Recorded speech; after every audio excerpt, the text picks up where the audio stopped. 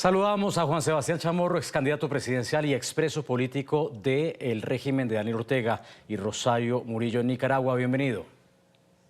Muchas gracias, Nicolás, siempre por la oportunidad de estar en el programa. ¿Cambia en algo la aprobación de esta reforma hecha como un traje a la medida para un régimen que de todas maneras ya estaba actuando como un todopoderoso?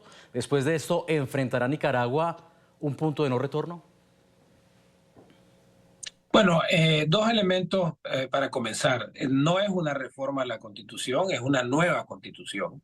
Y segundo, esta no hay que ponerlo como posibilidad. Esto va a pasar, se va a aprobar con carácter de urgencia en una comisión que está ya conformada a la carrera y esto se pasa en primera legislatura ahora en las próximas semanas y a la primera semana de enero del próximo año pasa en segunda legislatura. Entonces, desde la formalidad de la que estamos hablando, esto ya comienza absolutamente mal, pero hay elementos constitucionales de fondo que también son muy preocupantes. Hablemos de esos elementos de fondo y uno de esos elementos es que la presidencia estaría integrada por un copresidente y una copresidenta. ¿Para qué quiere Daniel Ortega una copresidenta con su esposa Rosario Murillo, que ya era vicepresidenta, para formar ahora sí una dictadura, digámoslo así, bicéfala de dos cabezas? Efectivamente, Nicolás, lo que ha tratado de hacer acá la vicedictadora es acomodar la Constitución a sus propias necesidades o sus propias ambiciones, mejor dicho. Obviamente, Rosario Murillo y Daniel Ortega, para ese fin también, nunca podrían ser presidentes de Nicaragua en un contexto electoral competitivo.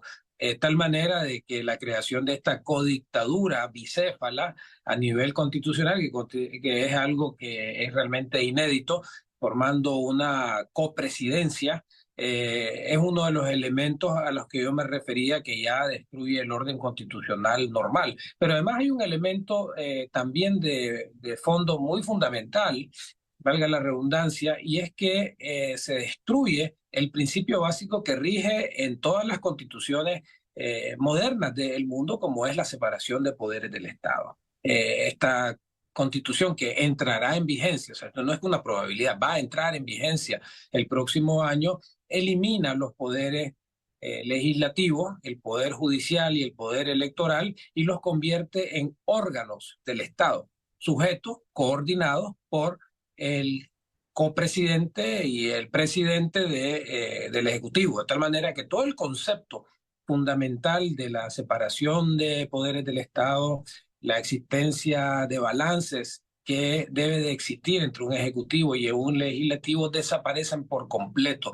Por eso es que digo de que esto no es una reforma a la Constitución, sino es una Constitución completamente nueva y para ello se requeriría evidentemente una asamblea constituyente, cosa que obviamente no va a ocurrir. Hay otros elementos también que no son menores, la creación de símbolos patrios que son la bandera del Frente Sandinista, algo que lo hemos nosotros insistido en innumerables ocasiones de que en cada acto público, inclusive con visitas de delegados internacionales, estaba la bandera de Nicaragua y la oprobiosa bandera del Frente Sandinista. Bueno, ahora por rango constitucional, la bandera del partido está al mismo nivel de la bandera azul y blanco. Se declara traidora a la patria cualquier persona que piense diferente y se crea un tercer cuerpo militar, que ellos le llaman policías voluntarios, pero sabemos que son las fuerzas paramilitares que han ayudado a Daniel Ortega a mantener la represión durante todos estos años. De tal manera de que aquí estamos hablando, dicho de otra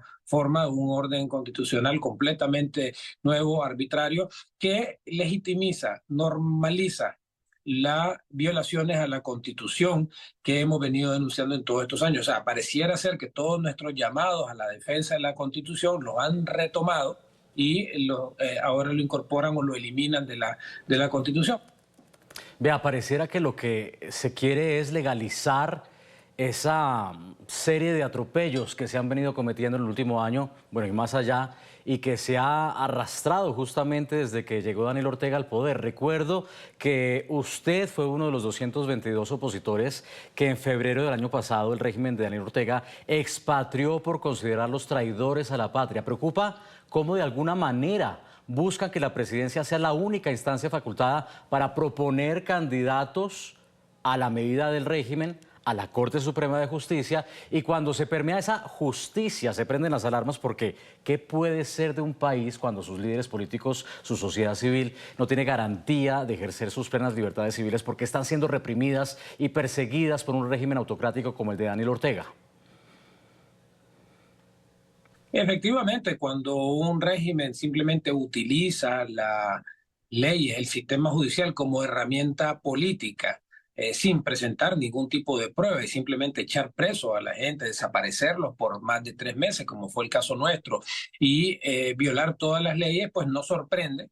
No sorprende de que Ortega ahora escriba una nueva constitución en la cual la justicia pasa a un muy segundo plano. Y esto es algo que yo lo he estado resaltando en mis intervenciones, de que si bien es cierto, esto ya ocurría en la realidad, y sobre todo los que están en Nicaragua, les digo de que esto afecta la forma de vivir. Para eso existen las constituciones, para determinar la forma de convivir entre los ciudadanos en una sociedad, en este caso la sociedad nicaragüense. De tal manera que cualquier persona, independientemente de su afiliación, o simplemente tenga que enfrentar a la justicia por un asunto simplemente comercial, o por un asunto penal, todos estos derechos están siendo violentados. Entonces, este argumento de que porque ya lo venía haciendo la dictadura, ahora está en la Constitución, no debe ser nunca aceptado, porque, reitero, la Constitución está diseñada precisamente para que nadie esté encima de la ley y del orden constitucional. Más bien aquí se está acomodando la Constitución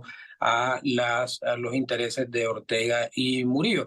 Hasta cierto punto, creo yo, sin embargo, pensándolo desde el punto de vista, si se le puede sacar algo positivo a esto, es que como opositores ahora nos queda clarísimo que una tarea fundamental de la nueva Nicaragua que va a haber y va a venir y va a ser democrática, va a tener que ser una asamblea nacional constituyente que mande al traste, que mande a la basura donde debe estar este mamotreto, y salir con y aprobar, como lo indica la actual constitución, a través de los mecanismos de participación ciudadana, una nueva constitución que realmente refleje los valores que está destruyendo este proyecto de constitución nueva.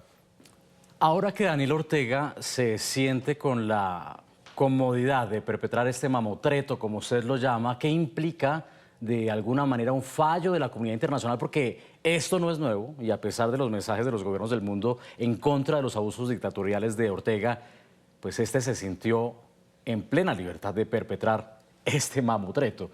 ¿Qué debe hacer el mundo? Porque evidentemente no está sirviendo de mucho los llamados que se han hecho durante el último año.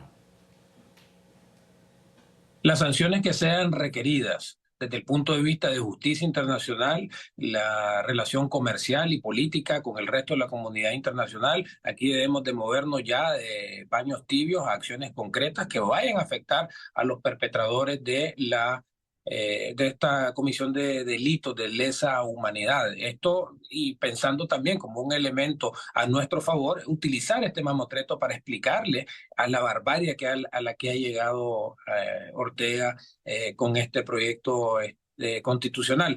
El problema de la comunidad internacional es que no tiene las herramientas de hacer cumplir el orden internacional. Esto es un orden que los países civilizados tienen que acomodarse o tienen que ajustarse como un ciudadano se ajusta a las leyes. Pero cuando acá estás hablando de un Estado forajido, cuando estás hablando de un Estado que simplemente reniega de el orden internacional, que se sale de la OEA, que miente flagrantemente en el sistema de Naciones Unidas, que le da la espalda a los países latinoamericanos y que busca alianzas políticas con Siria, con Irán, con China, con Rusia, entonces estás hablando ya de un delincuente internacional en la cual obviamente las herramientas de la diplomacia no pueden aplicar a él. Entonces sí, tenemos por un lado una gran frustración con la comunidad internacional, pero también hay que entender de que la comunidad internacional y los instrumentos internacionales están diseñados para trabajar en el orden de la diplomacia. A nosotros nos dicen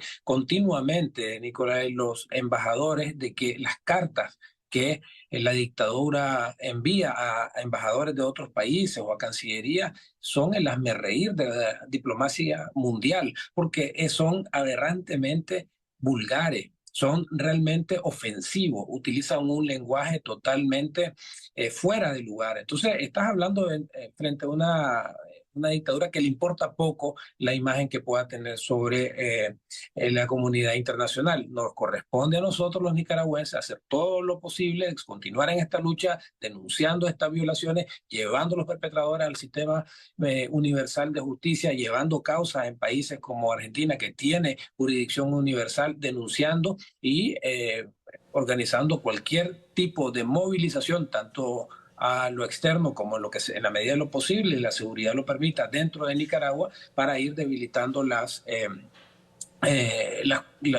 pilares que sostienen a esta dictadura. Una de ellas es el económico, que obviamente hay mucho que trabajar para recortar los recursos que alimentan a la dictadura también. Juan Sebastián Chamorro es candidato presidencial y también un dirigente que ha sido preso político incluso de la dictadura de Ortega Murillo. Gracias por haber estado aquí en la tarde de NTN 24. Muchísimas gracias, Nicolás. Feliz tarde.